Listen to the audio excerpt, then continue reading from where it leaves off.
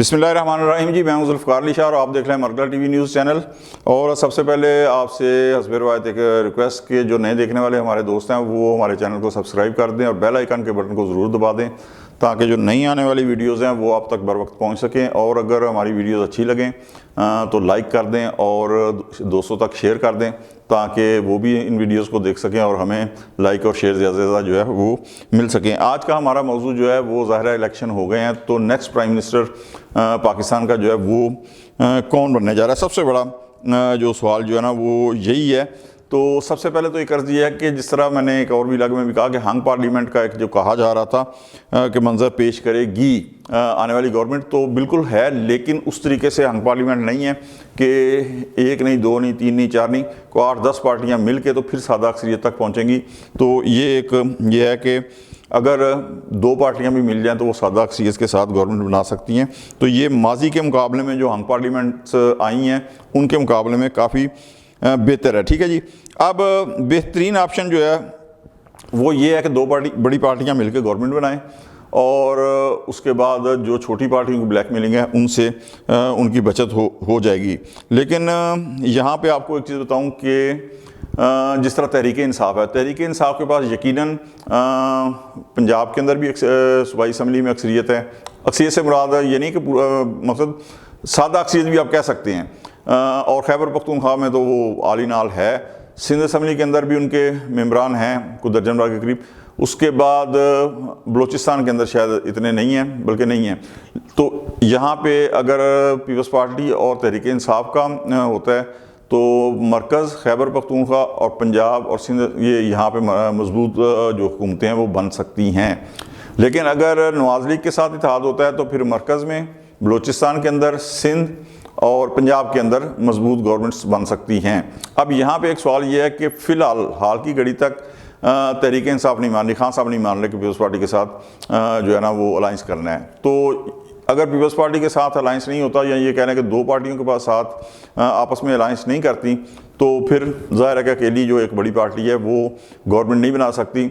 और जिस तरह उनका दावा है कि जी हम 190 सीटें जीत रहे हैं या ये वो, तो वो थोड़ा सा नहीं बल्कि काफ़ी ज़्यादा मुबालगा राय जो है ना वो इसके अंदर पाई जाती है। इसलिए कि खैबर पख्तूनख्वा और पंजाब दोनों मिल के 189 में हाल में कोई 190 के करीब सीटें बनती हैं। तो ये तो नहीं कि 100% जीत लेनी है आपने, बलूचिस्तान से कोई आपने जीती नहीं है, सिंध के अंदर से जो है वो सबके सामने है।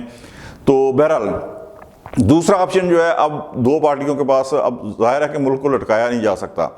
एक अच्छा लंबा अरसा हो गया है कि खैबर पख्तूनख्वा और पंजाब जो हैं वो बग़ैर मुंतखब क़यादत के चल रहे हैं। इसी तरह सदर का जो ऑफिस है वो 8 सितंबर से गैर इलेक्टेड प्रेसिडेंट जो है ना, नॉन इलेक्टेड प्रेसिडेंट के बैठा हुआ है, वहाँ भी होनी है। फिर उसके बाद अल्लाह आपका भला करे सेनेट के इलेक्शन होने हैं। तो बग़ैर किसी मकसद ज़ाहिर है कि एक प्राइम मिनिस्टर बने बगैर चारा नहीं है। तो ये अब ऑप्शन रह जाता है नून लीग और पाकिस्तान पीपल्स पार्टी के साथ। तो इसके अंदर अब वो कह रहे हैं कि चौथी दफ़ा मियां नवाज शरीफ साहब वज़ीर आज़म बने। पीपल्स पार्टी का ये है कि बिलावल भुट्टो ज़रदारी को वज़ीर आज़म बनवाएं। और यहाँ एक चीज़ आपको और बताऊं कि जो फ़र्क है 74 और 54 जो सीटों का, 74-75 सीटों का नवाज लीग के पास और 54 सीटें जो हैं वो 55 सीटें पाकिस्तान पीपल्स पार्टी के पास हैं।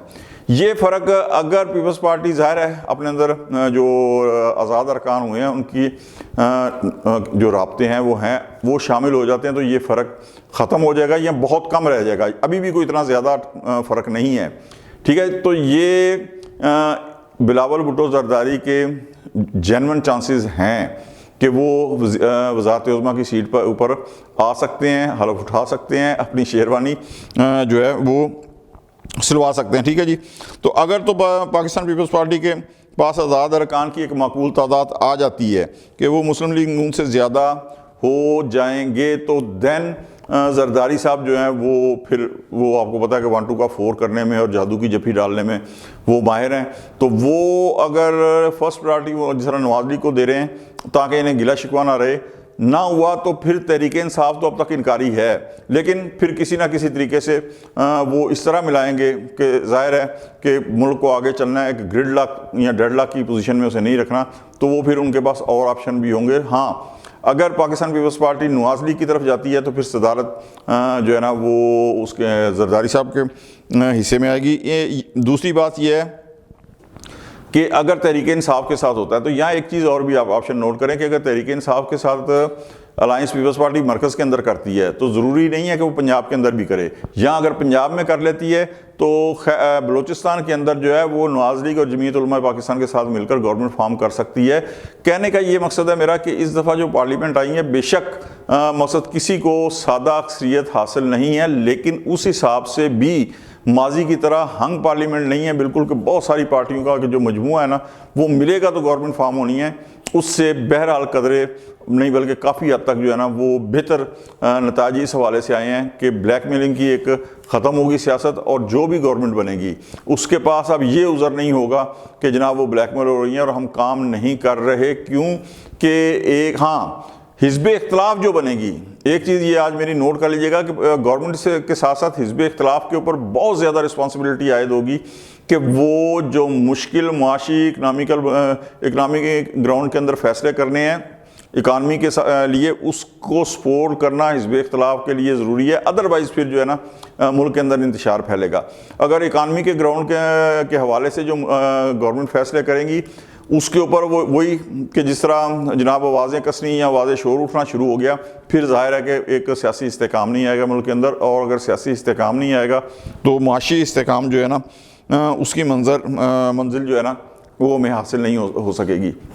तो यहाँ पे ये देख रहे हैं कि इस वक्त अगला वज़ीर आज़म जो है वो तहरीक इंसाफ में से कोई नज़र नहीं आ रहा, और मेरा नहीं ख्याल कि नवाज़ लीग में से नवाज शरीफ साहब मियाँ नवाज साहब जो हैं बड़े मियाँ साहब वो वज़ारत उज़्मा संभालें इस हैसियत के अंदर कि जब उनको एब्सोल्यूट जो है मेजॉरिटी हासिल नहीं है या सादा अक्सरियत हासिल नहीं है, क्योंकि वो आदि हैं कम से कम सादा अक्सरियत के। यहाँ ईज़ी लोड जो है ना वो 2/3 अक्सरियत उनके पास हो तो वो ईज़ी फील करते हैं, अदरवाइज़ वो वज़ारत उज़्मा की मनसब पर बैठना भी पसंद नहीं करते। ठीक है, तो इस हवाले से ये बिल्कुल मुमकिन है कि नवाज़ लीग जो है वो बिलावल भुट्टो ज़रदारी के ऊपर यस कर दे। और एक चीज़ और, जो भी गवर्नमेंट के अक्लमंद जो होगा ना, मेरा अपना ये ख्याल है कि अब से इक़्तिदार के अंदर ना हो कोई मुब्तला, लेकिन अक्लमंद जो होगा वो दूसरी पार्टी को मौका देगा कि आप प्राइम मिनिस्टर बने, अपना बनाएं। इसलिए कि जिस तरह मैंने कहा ना कि ये जो मुश्किल इकानमी के ग्राउंड के अंदर फैसले करने हैं तो ये फूलों की सेज नहीं होगी ये इक़्तिदार, बल्कि ये कांटों का बिस्तर